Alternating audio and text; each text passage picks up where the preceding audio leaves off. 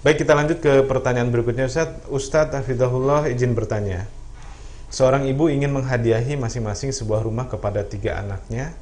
Salah seorang dari ketiga anak tersebut menyatakan tidak peduli dengan pemberian hadiah tersebut. Nggak peduli mau dikasih atau nggak dikasih, pokoknya nggak peduli gitu saja. Bagaimana seharusnya sikap si ibu tadi? Tetap saja memberikan rumah tersebut disebabkan rasa takut kalau tidak berlaku adil pada anaknya, atau ya sudah nggak dikasih. Atau yang selanjutnya, atau dikasih ke anaknya dari anak yang menolak, jadi ke cucunya. Jadi ceritanya ibu punya 3 anak. Ya. Kemudian si ibu ingin memberi hadiah kepada ketiganya. Anaknya. Tetapi ada satu dari 3 anak ini yang istilahnya cuek. Cuek atau mungkin juga mutung. Mutung ya. Terserah mau ngasih mau enggak terserah ya gitu ya. Pertanyaannya, apakah si ibu tetap ngasih? Ya. Karena kalau tidak dikasih, ngasihnya 2 saja. Yang satu yang mutung tidak dikasih. Khawatirnya nanti terkena pertanggungjawaban hadapan Allah tidak adil kepada anak-anaknya. Jadi tetap ngasih atau gimana gitu ya? Apa dikasih ke anaknya dia, berarti ke cucunya gitu ya? Masya Allah, ini pertanyaan yang menunjukkan ketakwaan insya Allah ya. Karena gimana mestinya bersikap ini? Saya menggarisbawahi ada 2 poin. Poin yang pertama, betul sekali ibu ini mencari jawaban yang tepat agar jangan sampai berlaku tidak adil.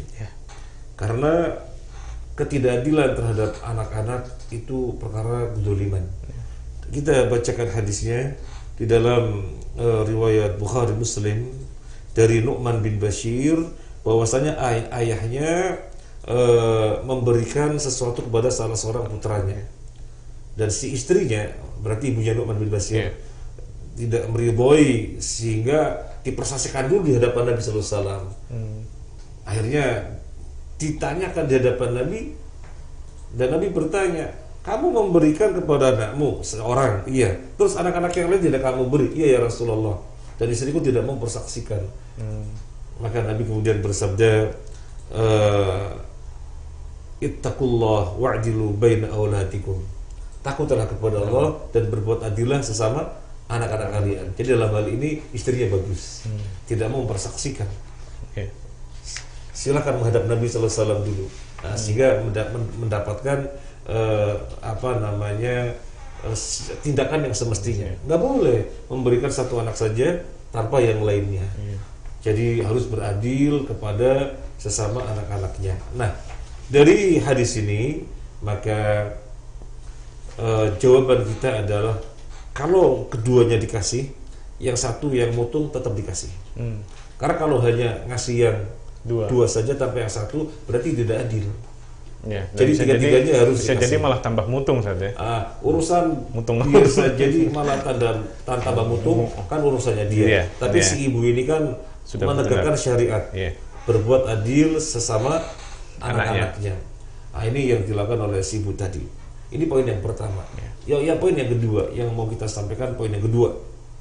Tadi ada 2 poin ya. Sekarang yang kedua.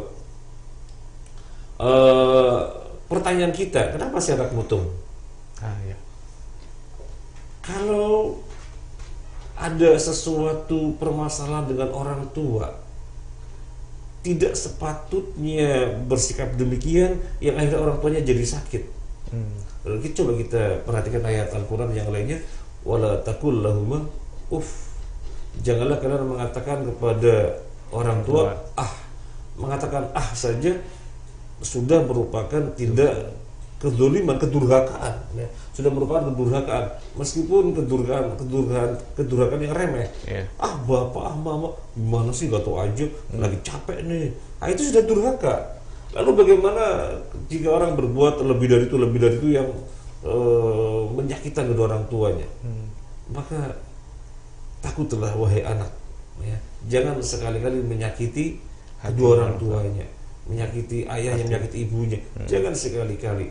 Kalau memang ada permasalahan, selesaikan baik-baik dengan tutur kata yang baik di hadapan orang tua, dengan menundukkan kerendahan. Jika ternyata masih anak yang benar, maka si ibu sudah terenyuh. Si anak menunjukkan andap asor, menunjukkan kerendahan, padahal dia yang benar, ibu sudah ternyuh. Apalagi ternyata kemudian si dia nyata-nyata salah, ibu yang betul, ibu juga tidak akan gumede anaknya.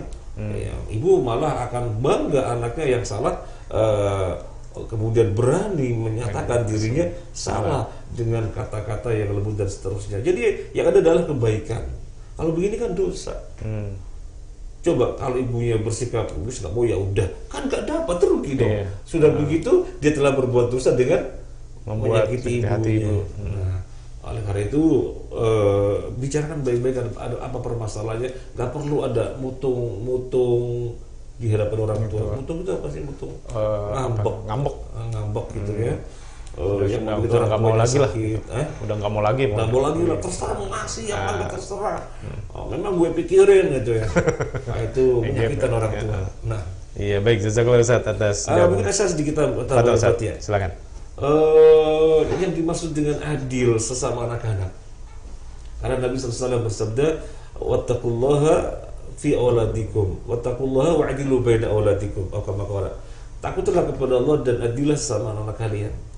Adil sesama anak kalian. Apa yang dimaksud adil sama anak-anak kalian? Ada dua perbedaan pendapat. Yang pertama yang dimaksud adil ini sebagaimana pembagian waris. Jadi meskipun bukan warisan, ketika membagi anak-anak, maka cara pembagiannya seperti warisan. Ada yang mengatakan adil di sini tidak harus sebagaimana ketentuan warisan. Memang ada dua perbedaan pendapat ini. Tetapi wallahu alam, kalau Syekh bin Baz rahimahullah taala cenderung agar berbuat adil itu sesuai dengan pembagian warisan. Baik, jazakallahu Ustaz atas jawabannya.